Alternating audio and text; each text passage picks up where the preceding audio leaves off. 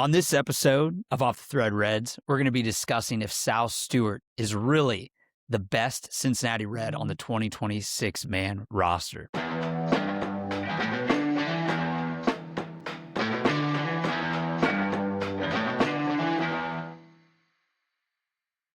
Welcome back to Off the Thread Reds. We're a group chat of above-average Reds fan. Overreact, overanalyze, and keep coming back for more. We'll break down what's happening in the Cincinnati Reds and react in real time to the highs and lows of being a Cincinnati Reds fan. On this episode, we're going to be breaking down the series recap against the Boston Red Sox and get a little more in depth of what we see out of our Reds after 3 games and a little overreaction to what possibly could be happening. Before we get into that, let's break down the series. Our opening day game, the Reds fell 0-3 against the Red Sox. Andrew Abbott, though, had a great outing, 6 innings, scoreless baseball, 4 Ks. We love to see it. And Sal Stewart, which is going to be a talking point here soon, went 3 for 4 with a double. We had a day off, and then on Saturday, the Reds went back against the Red Sox with a series win, 6-5. Dane Myers with a walk-off hit, a great pinch hit, defensive substitution for Terry Francona, which we love to see. Connor Phillips got his praise there with 2 innings, which we'll talk a little bit more about. Sal Stewart keeps hitting, and Matt McClain shut out the haters, which I guarantee you someone in the thread's going to be talking a lot about. And lastly, today's game, the Reds win it again, 3-2. Gino Suarez with an absolute bomb to left field to get the lead. Rhett Lauder, great series start, and we'd love to see kind of what he does here in the future. And lastly, Sal Stewart, which is a continuous theme, kept doing his thing. But before we move on, boys, any thoughts, opinions, what we got on this series against the Red Sox? Yeah, brass tacks, I'll keep it short. 1-0 stacking series wins is always a good feeling. First one of the year, you take it against the Red Sox. And a couple of games that felt like it was repeats of 2025 where 9th inning of the game 2, you get punched in the face. They hit a tying home run. It just feels like everything's crumbling down. A game that you might lose in 2025. Connor Phillips comes out and just pitches a gem of 2 innings. You get a run back with Dane Myers. Feels good to be on the right side of a couple of those games, especially to start the year. Yeah, I feel like my biggest takeaways from the Reds' perspective. Spoiler alert, I'm a fan of both, so mixed emotions going through the series. But Sal Stewart, man, impressive series. He was hitting the ball every time. I mean, Boston pitchers just did not want to pitch to him by the end of the series. They were pitching around him. And then Suarez really struggled for most of the series, but I mean, today's home run is exactly why you bring him in. You know, he had a bad series if you look at the numbers, but he flipped the series with 1 at bat. It was literally all the momentum was with Boston, and then it just totally flipped with a Geno bomb to go from down 2 to up 3. And then Connor Phillips, that was impressive. Not letting the automatic runner even touch third in the 2 innings he pitched. I think that's going to be fun to watch also. You mentioned just the Suarez, 1 swing of the bat. How many games, no matter his average, no matter the strikeouts, how many games he's going to affect and win for you with just 1 swing of the bat, something we missed once again all of last year. Just feels good that we're seeing things that we invested in already coming forward in 2026.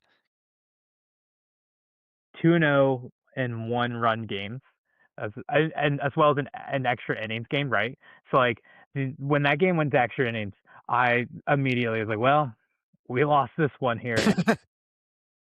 to eat my words and to give credit when credit's due, they battled, they came back, and they showed that they were, resilient and came back and won the series. So also just a lot of young guys making some pretty impressive debuts and kind of starting off the season in a good way.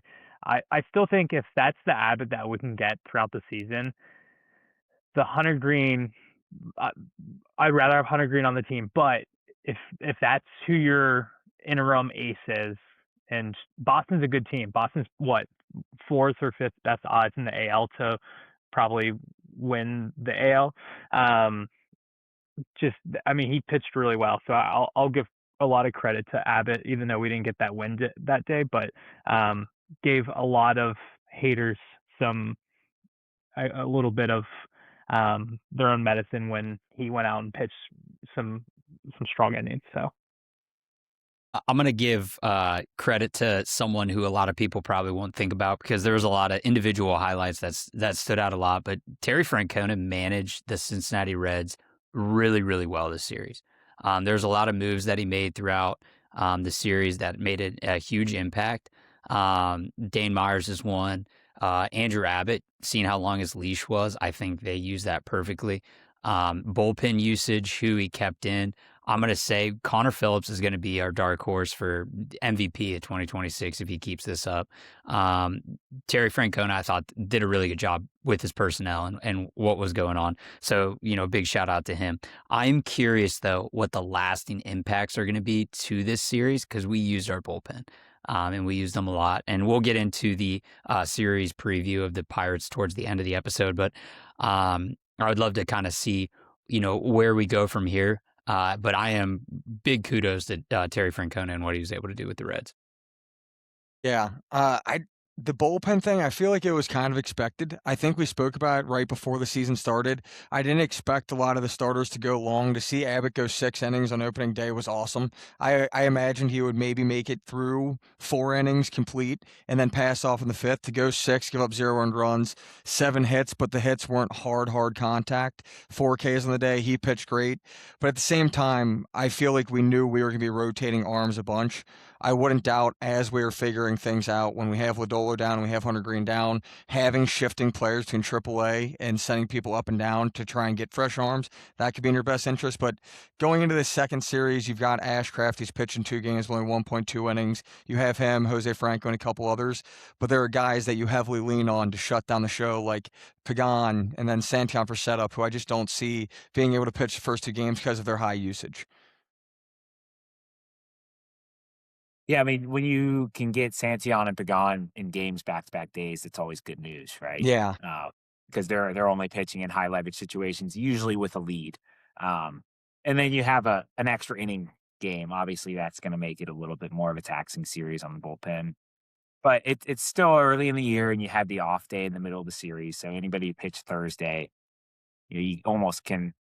You don't really have to count those as innings thrown, as at least you don't have to weight them as much. and you get a off day again after the series too. So if you are, I guess, treading water a little bit, there is a little bit of a light at the end of the tunnel towards the end of the week After before the you head Pirates out. series, yeah, you get Thursday. Yeah. So I mean, big series win for Cincinnati Reds. I mean, starting the year off, 2-1 compared to 1-2 makes a world of difference, especially going into a NL Central opponent with the Pirates this upcoming series. Now, before we kind of talk about all that, before we get into fan thread, I want to bring up the main question of this episode, which is all about Sal Stewart. So Sal Stewart, rookie season technically now, started off one of the hottest starts, not only for a rookie for the Cincinnati Reds, but might be the best 3-game stretch a Red has had in more than a decade or two. So first off, what are your guys' thoughts on Sal Stewart? And after that, how can we see Sal Stewart impacting this ball club in 2026? I mean, I feel like he's already the most mature hitter on the team. Like his approach at the plate is just so Crazy. professional as a rookie. And it's kind of hilarious that he's wedged in between like Ellie and Gino, who are both great hitters with a lot of power. Each had homers in the series, but maybe with the opposite approach, very live or die by a hard swing. I mean, Sal just was reaching base. It felt like every single time he was up. Brings the juice too. Sliding into second, opening day, you get the crowd going. You're fighting demons. Your home crowd's thinking about 2025. We're not putting up any runs. We're seeing Abbott deal a gem of a game. Sal, even though it didn't produce anything, he's someone who can light a fire beneath the team's ass, and that's someone we have needed for a long time. Not only that, but speaking to his approach at the plate, if you look last year when he was brought up, a lot of what he did at the plate was chasing the ball, swinging hard at everything. He really had one swing and one approach. This offseason, he gets jacked, loses weight, comes to the camp with a completely different batting approach altogether, and you saw it already this series. Many times he got pitches he didn't like that were in the zone that he had 2 strikes on. He'd fight off and just slap him foul, much like the great Joey Votto would watch him do. And then once he got a pitch that he liked, he'd drive it where he could take it. It's what you want to see. Many pitches and many hits that he had this series were just like the home run he had. He hit that on the inner third of his bat, barely got it, didn't get it at all, and muscled it out to center field. I just think he's going to be a guy who can be a difference maker, and more importantly, he's going to be a fan favorite and someone that's going to consistently get your team going. Yeah, thank God he didn't break his wrist on that. I was about to Yes. say, He I'll took say one. that For those who didn't see, Roman Anthony hit one like 120 off the bat right at his wrist, and Sal immediately dropped the glove, signal for the training staff, and it just looked bad. But then he never even came out of the game, and probably had 2 hits after, at least one. Yeah, I'm gonna be the Sal Stewart when someone's like, "How didn't Sal make that play?" It was right on him. Yeah, it was like 110 plus off Roman Anthony's bat. Also, And he was holding the guy on. So like, if you're thinking about it, right? If you're a baseball player, if you're holding a guy on, you have to completely change your angle to the plate, and you're moving currently while the ball is moving at you. So like, if someone's like, "Why didn't he catch that?" It's like that's an insanely hard play. What I want to say, giving shout out to Sal Stewart. Yeah, he's hitting the ball well. Probably the most professional at bats I've seen in Cincinnati Reds since Joey Votto. There was a play in today's game on Sunday where there was first and third, 1 out, first and third, 1 out. Ball hit to the first baseman. First baseman tags first, throws it to second. Sal Stewart's on third, coming to home, and he's yelling at Spencer Steer to stop running. Because if Spencer Steer were to stop running and didn't get into that double play, Sal Stewart's run would have scored. So, like, not only is Sal Stewart a really good baseball player, his baseball IQ is just insanely off the charts. So, like, that's just something, like, keep in mind, like, this 22-year-old is doing things. He's coaching out on the field. Yeah, so, like, it's just insane what he's able to accomplish. But, all right, real quick. So, let's change the page really quick. Sal Stewart, what impact do you think he's going to have on the 2026 year, this year specifically? So not only just like accolades, NL Rookie of the Year, but what do you think he can do for the team? Just batting fourth right now. What are your guys' thoughts and opinions on that? I mean, he definitely elevates the ceiling to the team and the floor. I mean, he just probably. I think he. I mean, it's overreaction Sunday, and obviously there's big overreaction day after the opening day when fans are jumping off the cliff. Because Garrett Crochet shut him out. Like, yeah, that happened. But Sal, I would say, I don't know. From what I've seen, I think he's like a 6-WAR player, and I think truly he's probably adding 6+ wins to this team. I think his approach is just such a breath of fresh air in between Ellie and Suarez that he's just going to be able to provide so much opportunity, even if the first 3 don't get their jobs done to start off the first. Like, just his ability to just get on base and just do his job is just going to be such a refreshing. Like, when we added, and Siri, like when we started this year, we added a 4th and a 5th hitter with Suarez and Stewart, and just absolutely adds a huge boost in the lineup. But I think he's going to have his moments where he comes back down to earth, right, as a 22-year-old rookie. But he already shot up his odds from like 4th or 5th best rookie of the year to now he's leading it in NL, which is, once again, to Joey's point, overreaction Sunday. But I mean, how could you not be so excited to have him a part of your team moving forward? Yeah, I think the biggest thing for me, outside of I think he will add 5 to 6 wins, I think he will be a player that at 22 years old is looked at in the dugout as a leader, someone who can come on and set, like I said, a fire beneath the team's ass when they need it the most. Beyond that, like, I think he also earned the right, in my head, if we're doing overreaction Sunday, anytime he's not at first base, I'm sliding him in DH. I'm sliding him somewhere that's going to put him with at-bats for the team. I'm talking Ellie played 162 or however many he played last year, and he played through an injury. If Sal Stewart is healthy, I think Sal Stewart should be in this lineup with his bat. He's that big of a difference maker. he's someone who's going to get you home runs, much like Suarez is. So if we go back to that point I made earlier where Suarez, like Joey said, looked bad for the entire series out of that one swing, that gets you a win. So when you're breaking it down, Suarez gets you a win out of 3 games. That's not that bad, even though the numbers might look bad. So Sal Stewart is a similar kind of player. He's someone who can make a difference at the dish every time he steps to the plate. So I think he is someone who, after even just one series in the spring he had, you have to try and find him in the lineup 162 games out of the year. The way that Terry did the lineup today, where he slotted him into the DH, like that, like today's lineup, I thought was like the most offensively like pro lineup, just from top to bottom. You can move players around a little bit in the lineup, I imagine, but like overall, who was playing in which position, I was 10 out of 10 was a fan of. So I think this series, Barry Larkin actually brought this up during the broadcast today. This is the most flexible Reds team I've ever seen. So like even the lineup that we had today, which was a fantastic lineup, you were able to, in the 9th, defensively replace so Ke'Bryan Hayes could play third base. If there was a scenario where you wanted to, straighten up the outfield a little bit, you could substitute people in and out. Like this is the first time as a Reds fan that I can remember that we can have a competitive lineup every single game, and we're not losing something. Which I think this is the reason why I think we could be a playoff team.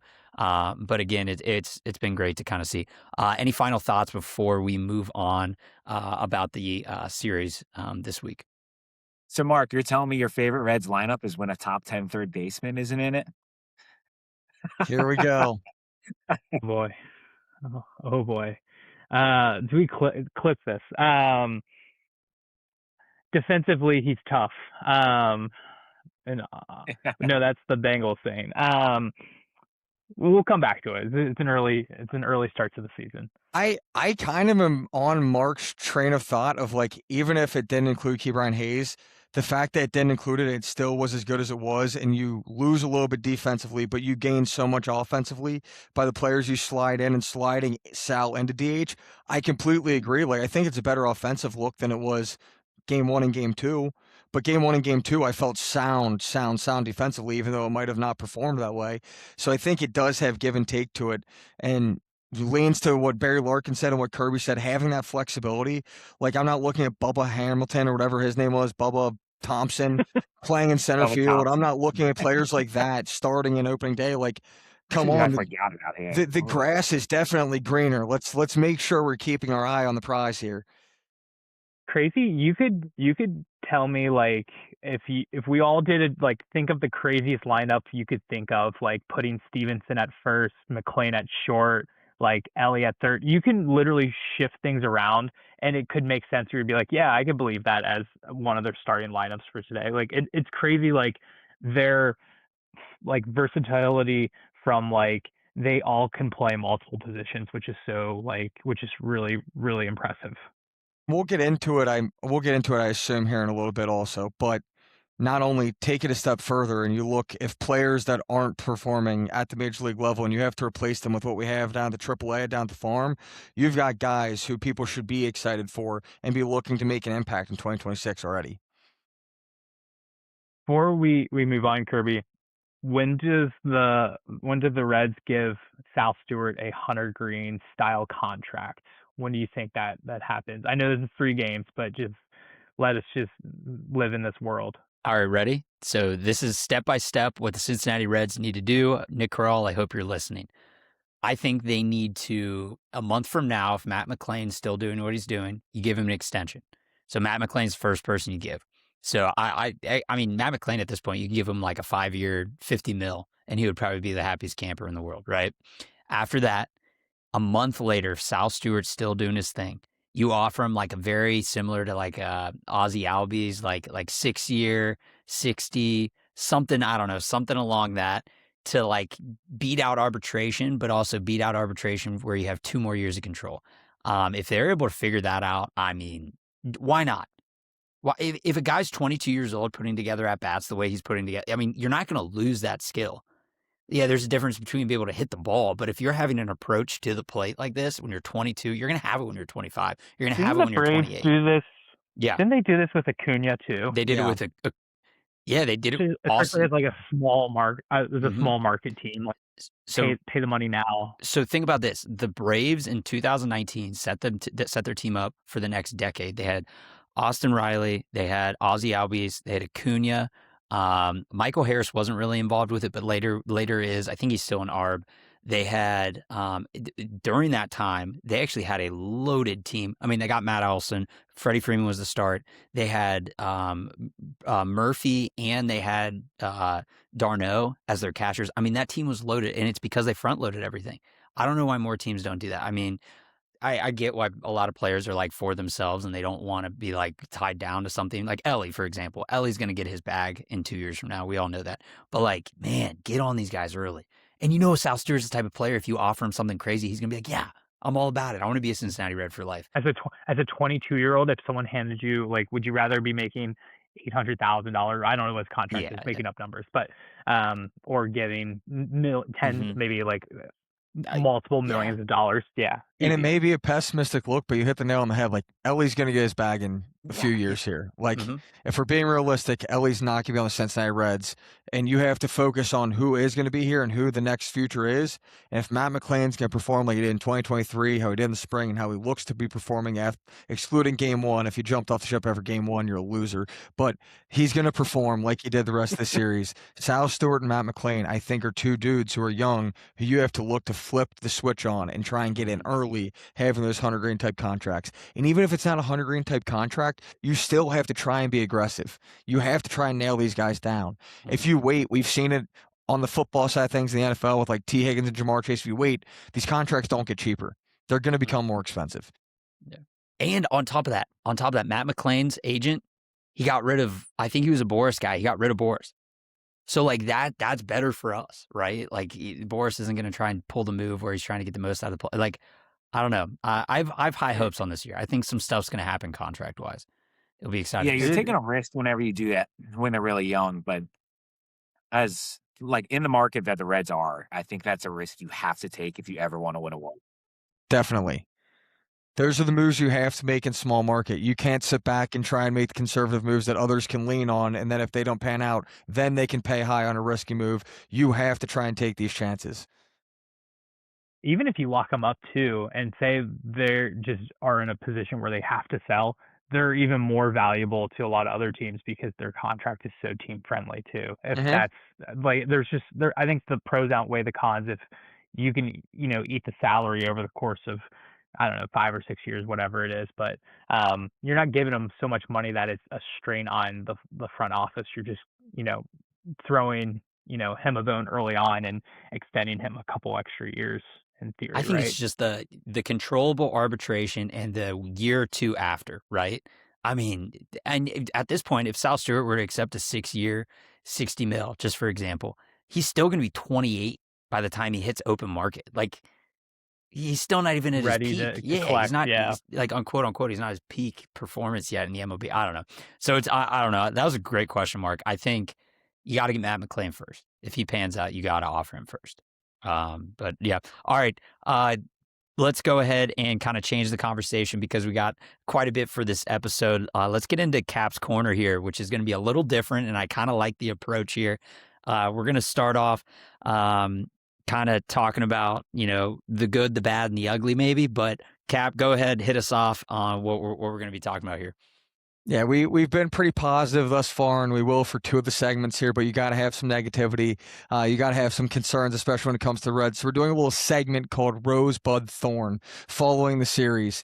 Rose being a player that was successful or overachieved in your eyes, Bud being someone that maybe wasn't on your radar before the series started. Now you're going to be looking for them and what they're going to contribute here moving forward. And Thorn would be someone who you were underwhelmed by, or you may even have some lingering concerns for. So while you all think on those, I can give you my list to kind of start it out for you. And I assume a good amount of us may have the same Rose, but sticking to it, Sal Stewart, you can't speak enough about it. He's hitting over 700. He's got a 2 OPS. Like, he's just got sicko video game numbers. It's like he literally entered the MLB, turned it down to rookie, and just got an aluminum bat in his hands. He's been crazy at the dish. Also, just like, he took a ball off the wrist at 100+ miles per hour, stayed in the game, and made it a point to say, oh, it's not broken, like nothing's pulling me off this field. Just a guy that I want in my dugout. So Rose, I'm going to go ahead and stick with Sal Stewart. Bud, I've been speaking on him for a while. He did great in spring training. I'm going to stick on him again. Sam Moll, 2 outings, 2 great performances, 0 earned runs, 0 hits given up. I think that's a guy that can be really important to this rotation, especially as we're using arms with HG being out and Ladola being out, and you're going to the bullpen often. I think Sam Moll is a guy that I'm looking forward to seeing if he can continue to have good numbers as he had in the past, not in 2025. Now, the thorn, I'm sticking with something that might be a little bit of controversy. And listen, it's only 1 series in, and we're overreacting. So here I am. And I'm going to go TJ Friedl. 2 for 14 on the series, 6 Ks. But if we're diving further into it, I don't think he looks like his old self. He looks slower in the outfield. There were 2 misreads, in my opinion. One where he took 3 steps in, ball goes over his head, turns into a double. The first and opening day, ball's hitting the gap that I swear in 2023, he's getting to that ball. In 2026, he's diving and missing it by 3 feet. You've got the data to back it up. If you go to his StatCast, he's gone from a 74 sprint speed guy to the past 2 years being 26 and 32 and starting off this year at 28. So he's losing his speed, and what he was offering you was speed and getting on base often. And I'm not seeing that so far to start this year, which offers me concern. And if we're talking about hot takes, if it continues, I could see him being replaced before the All-Star break. That's my Rosebud Thorn.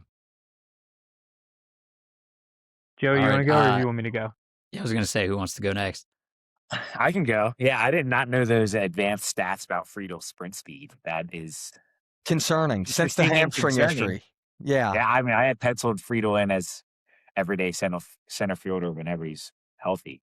My Rose, yeah, I mean, I'm giving it to Sal Stewart. I'm not going to do the LeBron MVP thing where you just don't give it to him because you don't feel like it.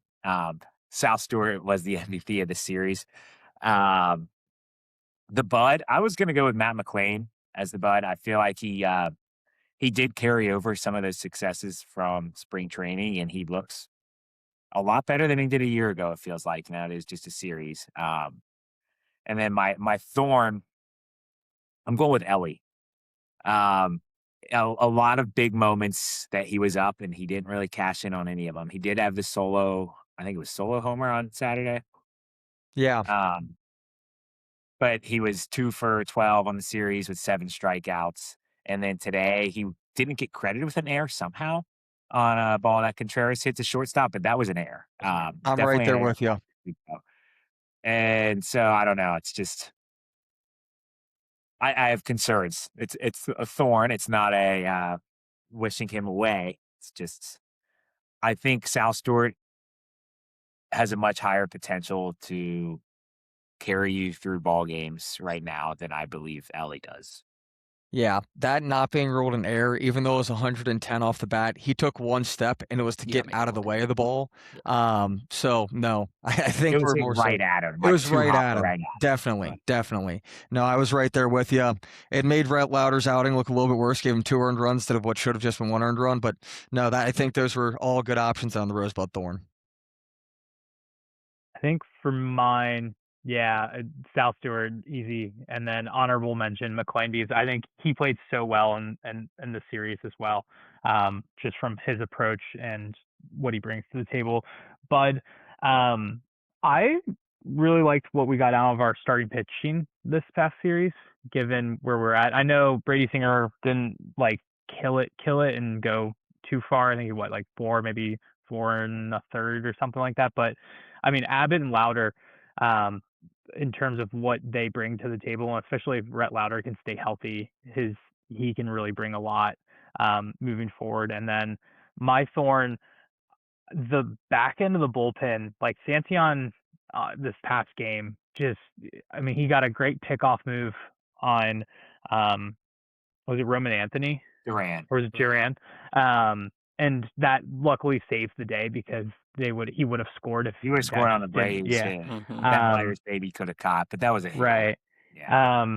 But just him and Pagan as a whole, the first, I guess, series didn't, wow me. I know they got kind of the job done today, but they kind of made me a little nervous, especially just what we can't go wrong is have our bullpens blow games. So Ellie was also an honorable mention because I just think for what everyone expects of him and what his output wasn't to that level, and he's still looking for his first walk-off hit apparently. So that's still like such a crazy concept with the amount of opportunities he's had.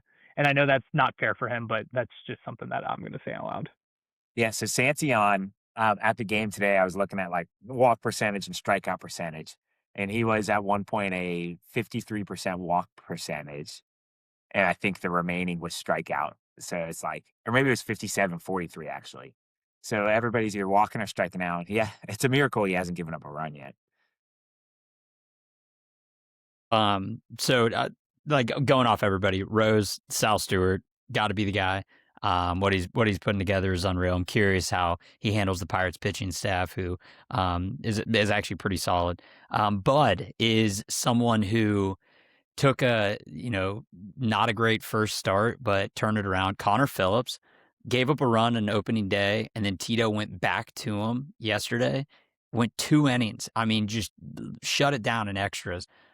He's someone to look out for. I think Connor Phillips might take that 7th or 8th inning role that the Reds have kind of been using. They call it like their fireman, like most important, crucial part of the game. I could see him taking it over if he builds that confidence. So kind of on the lookout to see what he was able to do this year. And then Thorn, I'm with Mark on this. I mean, the Santion Pecan, it should be a closeout. It shouldn't be something you have to worry about. Santion, I didn't know those stats, Joey. I mean, that's wild.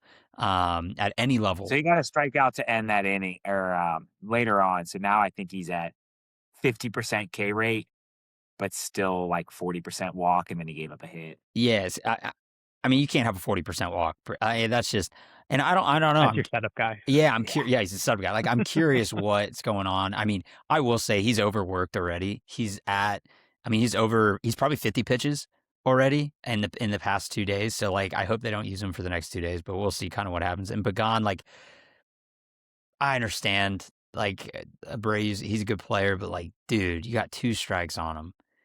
Like, he can hurt you. Last out too. Like, you're just, if anything, don't give him any room. Yeah, if anything, man, you got wiggle room. Don't serve it up. So I don't know. Maybe that was miscommunication. Maybe he messed up and left it over the plate. But I think my thorn's definitely that. Just because what we can do. My other thorn, 2 thorns, and I don't want to be too negative here.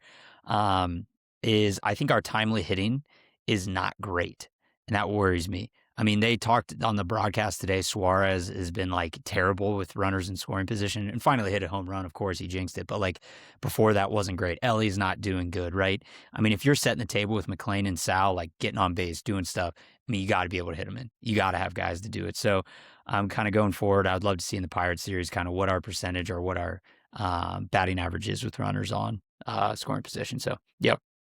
That's a great shout out of like our timely hitting because it was an issue. Like through I think it was the 3rd inning, whenever Suarez left bases loaded today, he had already left 10 on base for the series, just himself. It's one of those things that's like you moved Sal Stewart to give Suarez more opportunities, but how long do you let that sit if he's not taking those opportunities? I understand he won us the game today. You're like not walking that back by any means. We just talked about how he can win it with one swing at a bat, but you would like to see a position where he can win it with one swing at the bat, still maybe in the 4 hole, and you move Sal Stewart to the 5 hole if you're saying that's more winning opportunities at the current rate, because you can't be leaving 10 left on base, have 2 opportunities where it's bases loaded, and not that you're not getting bat on ball, but you're watching third strike blowing right by you, not swinging at it. So, and I expect it to get better. It's like I said, one series, it's going to be better, but that is a good point. Timely hitting was something we struggled on. But if Suarez was someone that could hit for average and be a more complete hitter, he wouldn't be signing a 1-year 15 million deal, right? Like when he's on fire, he's on fire, and luckily he put the bat on the ball at the perfect time today. But yeah, there's probably a different reality where that doesn't happen, and we're complaining that Suarez is, batting, 0 for whatever it is, and leaving all these runners stranded when that's the whole reason why we brought him, is to bring guys in. But it's just going to be probably a frustrating year where he's going to be winning us games and at the same time not losing us games, but just not helping us, score runs. Well, I mean, counterpoint, the reason that Suarez always has runners on base is because Sal Stewart's hitting in front of him. And we don't win the game today unless Sal Stewart's hitting in front of him. And Greg Weiser doesn't want to pitch to Sal Stewart, walks him, and then Suarez gets a chance to hit a 3-run homer. So I think you have Sal in front of Gino every single day, personally. Yeah. Because Gino is not your on-base guy to set up. No. That's not going to work. One last rose after the first season or series of the season. They did it pretty good challenging, I felt like, overall, whether it was Stevenson behind the plate or, the batting approach. Yeah. And so I will say, like, I know it may not have won or lost the game, but like, I don't know. There's a lot of things that if it goes right, it goes right. I know Boston didn't do a great job and was put in a tougher situation in the second game. So I don't know. See what your guys' thoughts. I have another thorn. That means C.B. Buckner. Oh my God, dude. This is a weed. C.B. Buckner, not only was he awful, but getting mad at Suarez for challenging back-to-back when the dude was missing by 2 inches consistently. Dead wrong. So game 2, no, we absolutely won that game because of challenges. If you look at umpire scorecard, it was the calls that were made pre-challenge swung the game by 1 run in Boston's way. But because of the challenges we made and the timely challenges we had, we were 5 for 5 there in 1 inning. And like I said, Suarez was back-to-back, got it right, didn't produce runs, but it got the crowd into it, got momentum swinging. I thought it was pretty cool. Do they show the scorecard of a, once the challenges are taken into account? Because I feel like it had to swing in an opposite direction where, because Boston ran out of challenges early, there were 2 story strikeouts that were not even close. Well, one was no close, and then the other one he called the check swing that was not close to check swing, and he tried to appeal, and he's like, "No, we're not asking for help." You can't challenge a check swing though, right? Isn't that just? Well, a catcher can appeal. Yeah, can appeal even if it's a check. But I guess if the home plate up says you go, then the batter can't. Yeah, okay. There were 2 instances in game 2 where they wanted to do that. Which is one of the biggest pet peeves of Major League Baseball players who will tell you, if you don't see it as a home plate umpire, don't call it. There's better vantage points down the line. Let them make that call. And C.B. Buckner just went immediately for it. It was awesome. CB should always be asking for help. Yeah. So I'm curious how much longer CB Buckner is going to be an umpire with this ABS in place. It's actually really sad. It's really sad. He is just. It's like a college basketball coach who doesn't learn once NIL comes in, and then they have to be a general manager at the same time. They're like, "Yeah, I'm out." It's terrible. Hopefully he's out by the All-Star break. As Suarez, right, a professional player, he gets the strike zone, he understands it. How quick it was for him to pull the trigger and just be it's sad. It's actually really sad. I don't know, but I'm curious though. Some of these umpires are. I know CB Buckner's been around a while, and I think he'll probably continue to ump for a little bit. But yeah, this ABS, I love it, guys. I think it's good for baseball. It really gets is. The crowd into there's a momentum aspect. There's strategic considerations. It makes it more fun. I'm curious to see their strategy. If they're not certain guys are just not allowed to use it, when they can use it. I'm just so curious to see what we can pick up on, because I know the team's not going to publicly announce their strategy, right? So I'm just curious to see what we gather game by game, what it looks like. I'll say I think the Reds were a lot more selective and cautious with it. They missed a lot less in the series for sure. Mm-hmm. Where in game 2, Roman Anthony's challenging back to back with no runners on. It's that should not be how it's used. I don't want Ellie challenging with no runners on. Right. But bases loaded, 1-2, and you're in a position Suarez challenging. It was, I thought, perfect. Situational. So. Yeah, that's Buckner was also on first base on opening day. Like the first 4 plays of the game felt like they were close plays at first. He went like 2 for 4 on him, missed 2. that's a $1 billion Twitter idea. If you make a Twitter account called like ABS check or something like that, and it like checks all the umpires' scores or something like that, that'd be interesting to kind of see. But all right, let's go ahead and move on with this episode. Mark's Metrics. Let's get into it. Brought to us by Masali Law, our unpaid sponsor. Go ahead. We got 2 single type bets here, so go ahead and hit us off with these. Once again, I'm not making these bets. This is all for conversational purposes. Whatever Chase Burns' strikeout list for tomorrow, I think you just have to take it. I think just looking quickly, the Pirates struck out 19 times over the first 3 games. So I think with O'Neal Cruz and a few of their other like swinging, or I guess Ozuna likes to swing out of the zone. There's a lot of guys that might be interested in some high heat. So that one, don't know what the odds are. Probably not going to play it, but should be a Reds-oriented bet for everyone who's considering it. And then this one actually shifted pretty dramatically from when I looked at it just the other day.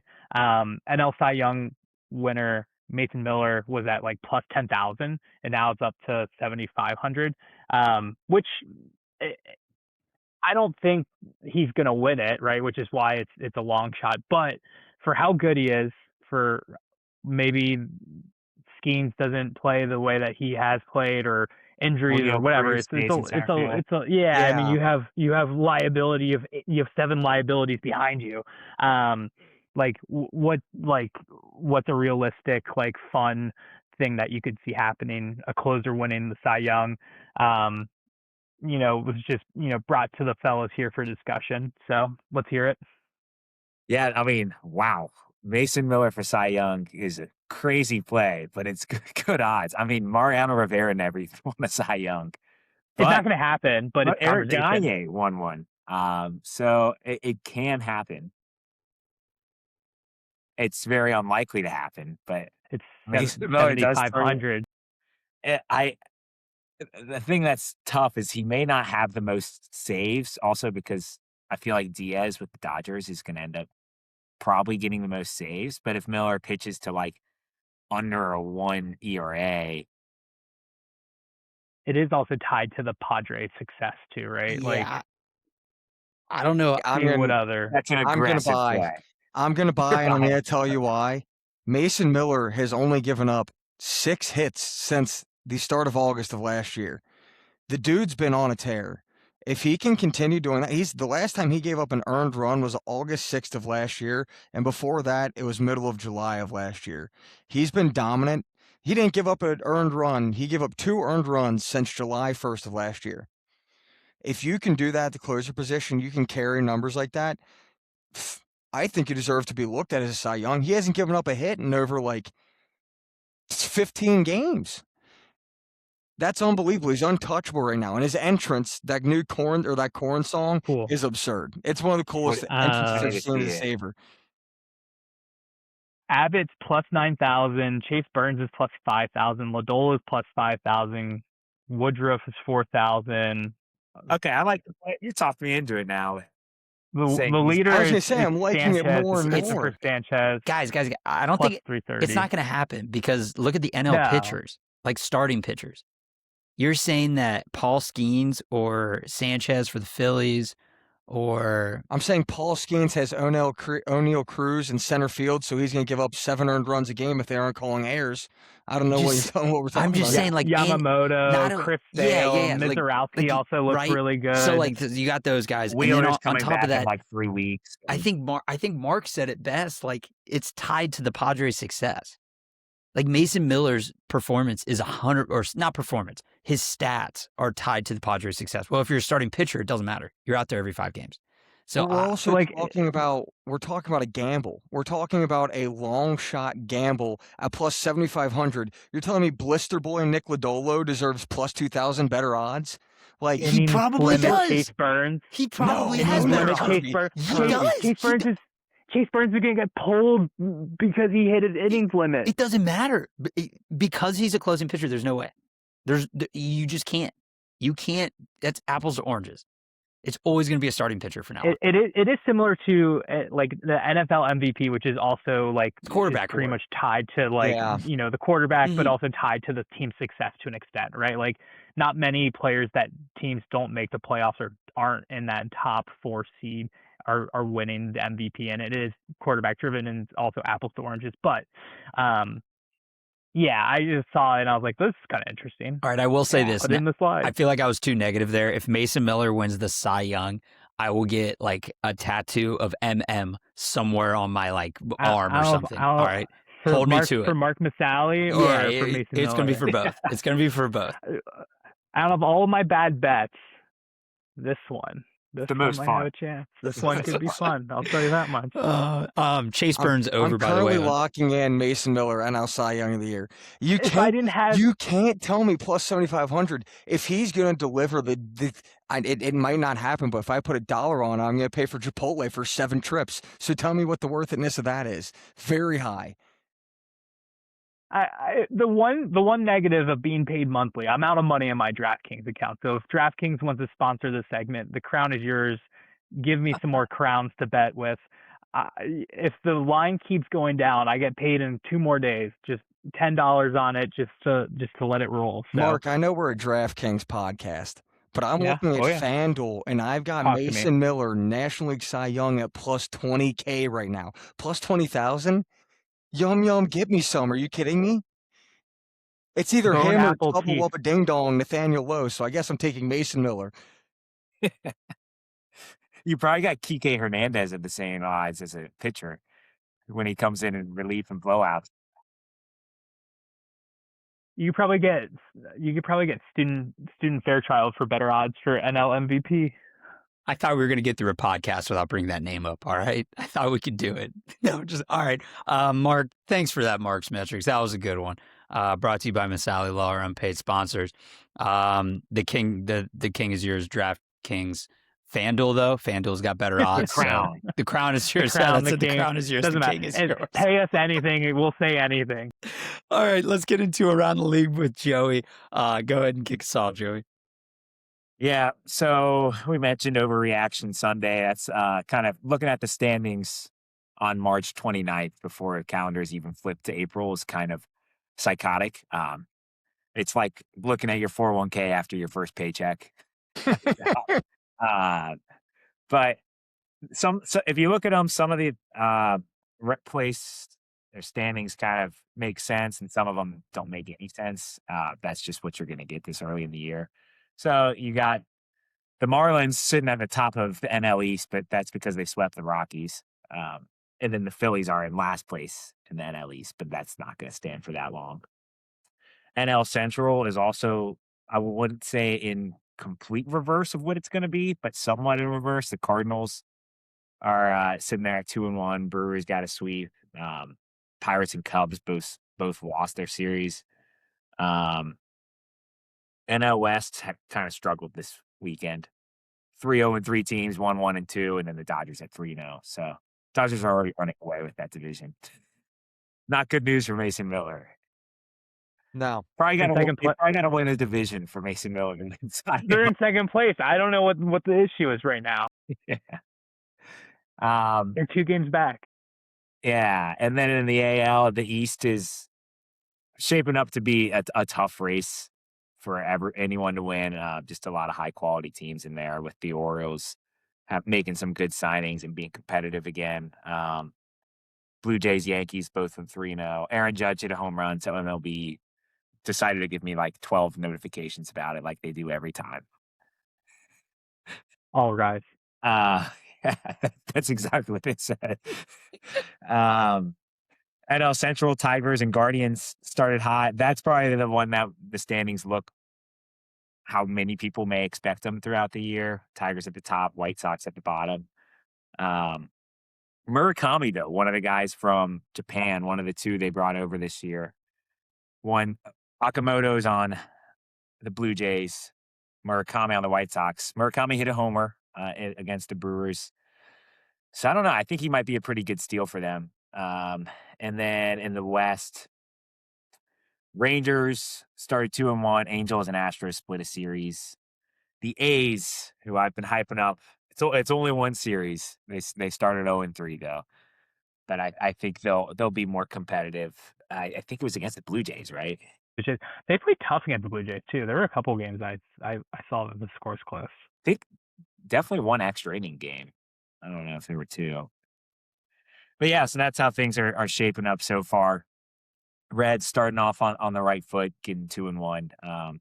You want to think about these. It's a marathon, not a sprint. You want to look week by week, month by month, see how you're performing. But the goal is you have more. You make your good weeks, you 5-1 weeks, and you make your bad weeks 2-4. And as those start evening out throughout the year, you end up winning 7 out of 12. That's kind of your goal, puts you in a great spot to win a division if you can do that. You're going to have some 3-3, 4-6, or 4-2 mixed in, but you want to avoid the 1-5s and the 0-6s. If we're bringing it back to the NL Central, which thank you, Joey, for doing this around the leagues, one of my favorite segments, honestly. But NL Central, if we're talking hot takes here for you for a second, okay, Mark, I like your metrics, and I rode with you. Yeah. I don't know what the what shrug's hell? about. I'm just giving I it a made little you money kudos to today. Joe. Yeah, you did. Okay. So the NL Central, my hot take is this, and I know the Brewers played the White Sox, and it's the White Sox, right? It's the way that the Brewers won. If you watch their games, they go down 7-2 today, come back and put a 6 spot in the 8th inning. Brewers magic, small ball. Wasn't like they were just hitting dingers consistently. Yelich hit one, but like Disgusting. just it's what they do. It's what they do, and I'm concerned the devil magic has not left them. If we're talking Won't die. about other overreactions in the NL Central, I'm so happy to see that after one series I can calm down. The Pirates are still the Pirates. I mean, you made moves. You have Marcelo Ozuna. You did things in the offseason. Congratulations. O'Neal Cruz looks like a 6th grader trying to field an outfield fly ball, and I don't anticipate them being a problem. Neither with the Cardinals. So honestly, I'm going to have a hot take here. I think if the Reds are going to make it, I think they're going to get in over the Cubs. I think the Brewers will I be first hate again. that you jinx and talking Like down it's, on Pirates when we yeah, play they're them. about to walk in and I've literally came in my mind. They're knowing literally that on a we bus. can't- No. we can't. Right now. No. I'm not believing in the jinxes. Let's wax them. I'm going to go with the Brewers beating the White Sox is an absolute overreaction. Starting 3-0. Yeah. And Dumb that they got the White Sox. what might be better for the Reds is the Nationals winning a series in Chicago. I don't think the Cubs are invincible. I think they're a solid quality ball club, but I don't think they're going to run away with the division. Yeah, I'm just curious. Like, the Central's so weird because St. Louis technically shouldn't win many games. They won't. They went 2-1. That's not going to keep up. They won't. But like I could just see the Reds struggling against St. Louis. I could see us struggling against the Pirates again. I mean, we do really well against the Cubs, but like, god damn, Brewers, like, just act like a normal baseball team for once, and like at least like just win 2. Don't win 3. Like, they are going to have first in the Central. They play the game so well. I'm not saying it because it's the White Sox. I'm saying it because the way that they play the game. In 2 of the games, they only give up 2 runs. The one game they give up 7 runs, they're down 5 runs. They find a way to claw back. Their pitching starts stepping up. They're just never out of those games. Literally, they play defensive. Like their bullpen's good. Like they do all the right things, which is so frustrating. And I don't know. They play New York and Detroit this week, so I think we'll find have out. a good there we visual. go. There we go. I like that. That'll set it straight. All right, Joey, thank you for Around the League. I appreciate putting all that together, and I'm curious to see kind of what the league pans out midway over next week. So let's get into the fan thread question. This one is pretty interesting because it's something that John and us actually talked about prior to recording. So it says, I know it's only one series, but how long of a leash are you giving some of these outfielders, especially as you have Reese Hines that is going or batting 545 on the weekend in Louisville. So again, I know it's only been one series, but how long of leash are you giving some of these outfielders, especially if you have a guy like Reese Hines that's batting 545 over the weekend in Louisville? So what are you guys' thoughts on this? I think it depends on the outfielder, personally, and where they stand with the organization. Like, for instance, like I think TJ Friedel has built up a lot of goodwill and a lot of equity within the team. I think Marte is one that sticks out in terms of like he doesn't play every day. He didn't really. I don't think he had a hit, right? He played 2 games. I don't think he had a hit. Had a lot of strikeouts. Um, he might be the one where like he had a couple whoops-a-daisy moments in his past, and I don't know if all is forgiven. So like if he continues to struggle, regardless of his youth and his potential and how well he looked last year, like he might be a prime candidate to send down and get right before you bring him back up. But Steer also didn't look good, so like I imagine you just kind of keep shuffling them around, and then hopefully they find their stride at some point. But I think it depends, is kind of my initial reaction. I'll say that I'll give specific examples. I think Myers is safe. I think Myers, although he didn't look fantastic defensively, I think his speed and his ability to hit left-handers makes him safe. If we're talking like Benson, Marte, and Friedel, I personally would think those are the 3 guys that I'm keeping on the hot seat. I'm specifically looking at Friedel and Marte for this example. Blade would be my replacement for Benson if Benson were to not be performing. But when speaking about Friedel, this isn't like a 1-year thing. His average has always been solid, but defensively and his speed has been going down. If one of your biggest attributes is getting on base and your speed's going to be affecting that, unfortunately, I think you have to start looking into moving on if this continues for a month. The second thing being, Marte does not look like he's comfortable in right field. Doesn't look like he's comfortable in the outfield. And I said it last episode or 2 episodes ago. If you're not going to look competent in the outfield and you're also not going to serve a purpose at the dish, unfortunately, I think his days at third base are just done because you have Ke'Bryan Hayes, you have Suarez is going to play there. Sal Stewart's kind of making that jump above Marte currently. And you've got dudes like Reese Hines who balled out all spring. He's balling out now. Hector Rodriguez didn't have a good spring, but if you're talking about a young guy who can perform and you're looking and hoping that he can step up in 2026 at some point, I would love to see Hector Rodriguez make a jump this year. JJ Bleday is another guy who, hey, he didn't perform well this weekend, but he had a great spring. He's hot on the heels of some of these guys. So I think when you have that many names in AAA, if they are performing, you have someone like Friedel who isn't, or Marte who isn't, then you can make a change sooner rather than later. You don't want to let it linger and cost you games.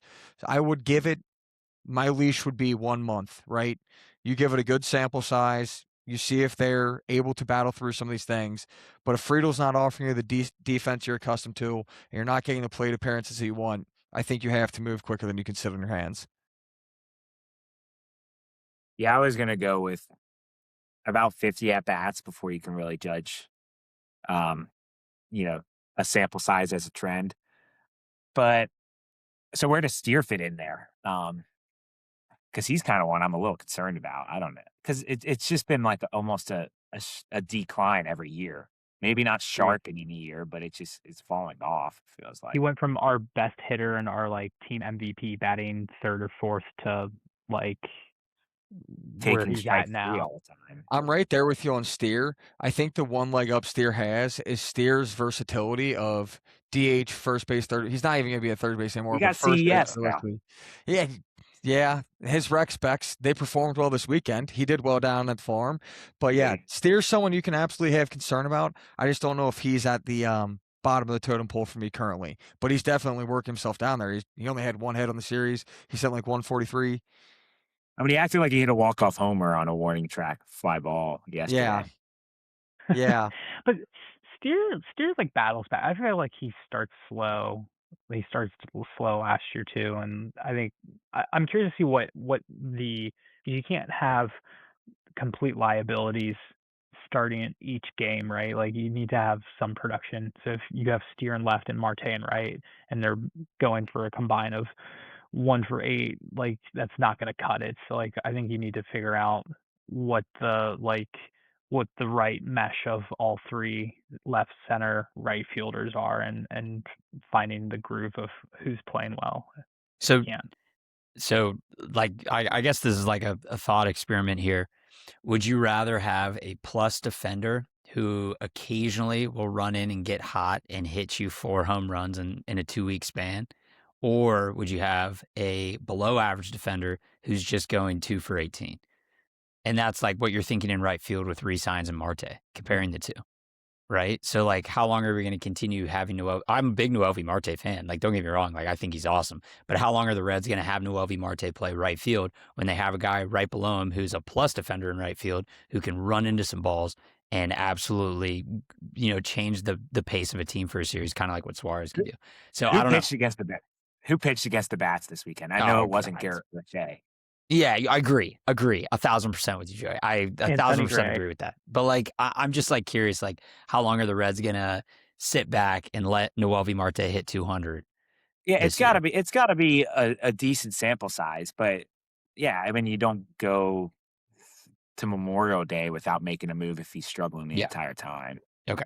And sending him down too is not like an end all be all. Like it sometimes is a good, like, just get your confidence up, go down there, kill it, and come back up kind of thing. It does stink for Marte specifically that, like, he was more of like an infield prospect, and he's got guys like, behind him that are really good infield prospects, and the guys that he's up here with are also, were ahead of him. So, like, it kind of wasn't really benefited from the situation, but like, you gotta play ball. Yeah. So Rhys Hines hasn't faced like Garrett Crochet, but he also, like, in spring had about 30 at bats, had 11 at bats this weekend. In spring hit about 440 with 4 or 5 homers. He's hitting 546 now. Like, he's on one.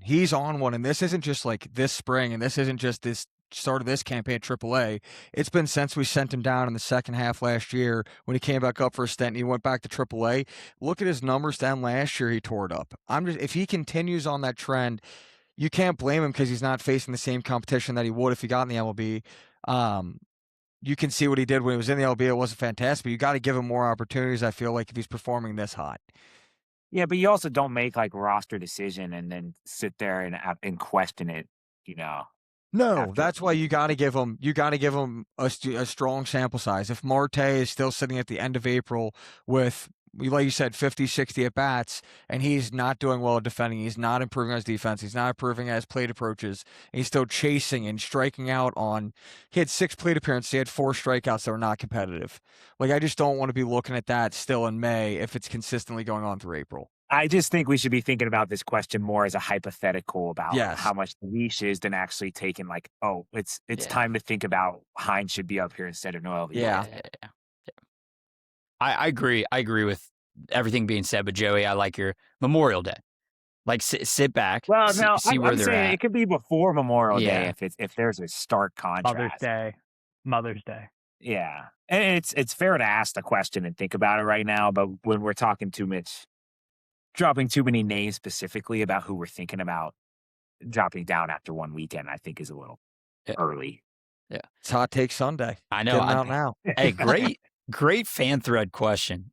So shout out Benny B on that one. I mean, that was a good one to get us thinking there. All right, let's go ahead and move on to our scoreboard stumper before we preview our next series here. Scoreboard stumper was actually from today's game, and I think we're going to kind of start riding with this until we get some, copyright or something happen to us. But the scoreboard stumper for the game today was, since 2010, 4 players have made an all-star game for the Reds and played for the Red Sox later in their career. So again, since 2010, 4 players have made an all-star game when they were Reds and then later on played for the Red Sox in their career. So again, there are 4 players there. So that was from today's game, and we'll continue going with that. Thanks, Joey, for finding that one for us. All right, let's get into it.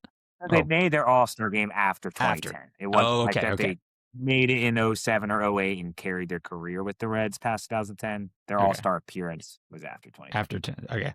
Thanks for the clarification. That makes more sense. All right, here we go. Let's get into the series preview. I want to get your thoughts before we kind of end this.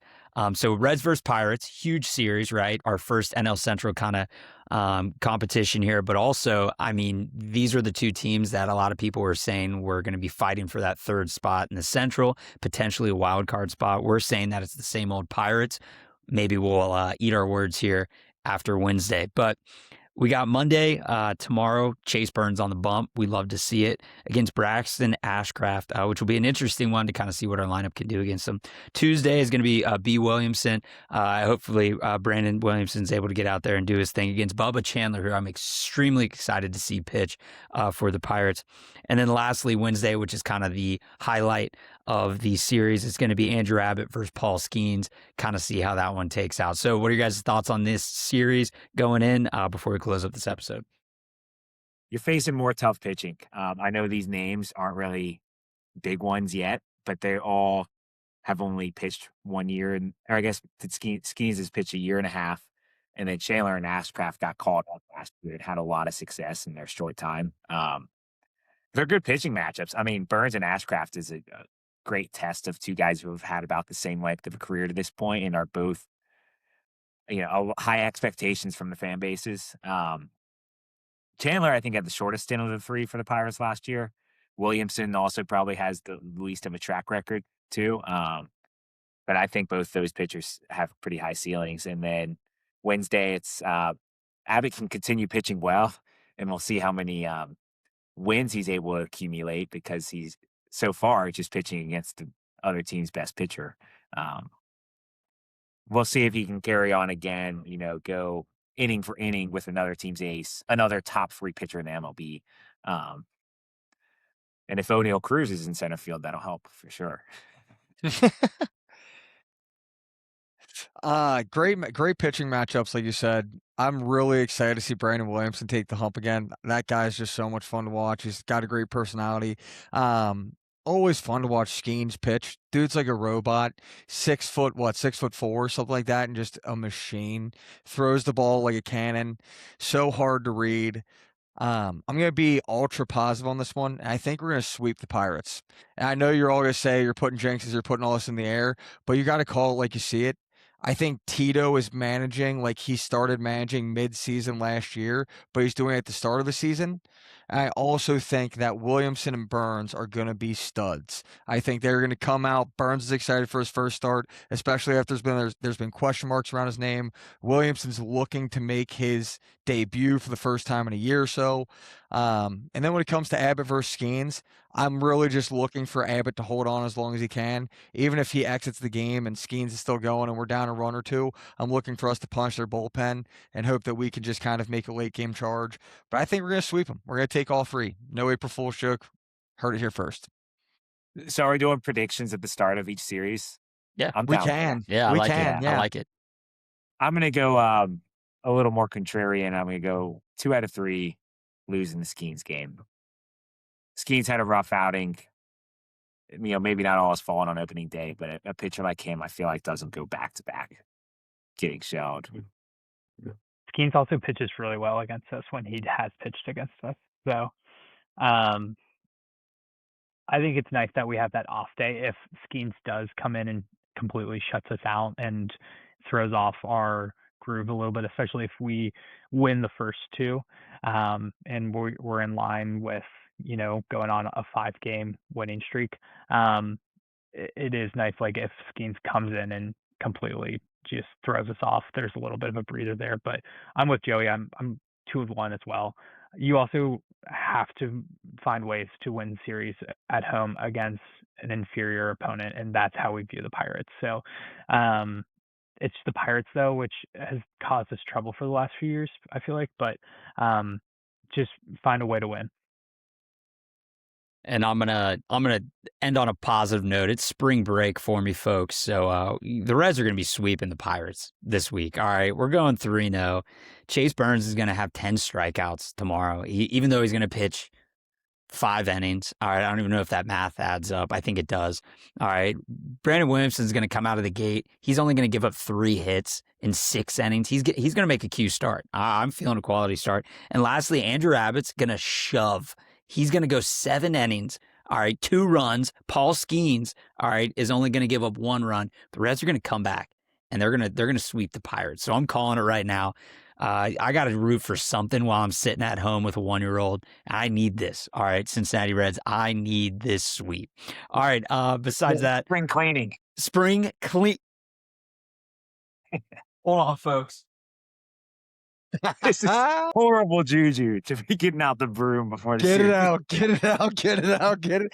Clip Hey, this moment. the Slater household is going to be doing some sweeping. All right, we're going to be doing some sweeping this week. All Yeah, right. my hot take is TJ Friedel's going to inside the Parker after all this talk about his sprint speed. It's going to be 95th percentile sprint speed. All right. Before we go though, on the Abbott versus Skeens matchup, Skeens' ERA is 67.5, Abbott's 0. So huge pitching matchup. Yeah. Yeah, and then I'm just looking at the schedule right now, and our hitters are just not really getting in relief to start the year. And I think I was mentioning this when we did our schedule preview. But after facing Skeens, getting the off day to reset, you get to come back with Nathan Eovaldi and then Mackenzie Gore and Jack Leiter for the Rangers, who also have one of the best pitching staffs. So we got to just be patient and careful, and let's win some series. But it's maybe every game's not going to look all that pretty. Don't look too far, because then we got Sandy Alcantara when we face the Marlins right after that. What'd you say? We play We need to 4 slow games, down. though. We need to take it easy. Nah. We're going sweet, baby. All right. That's all we got today for Off the Thread Reds. We appreciate you guys listening. Like always, you can catch us on Monday mornings and Thursday mornings. We'll have series preview and series recaps every episode. You can always follow us on social media at OT Thread Reds. And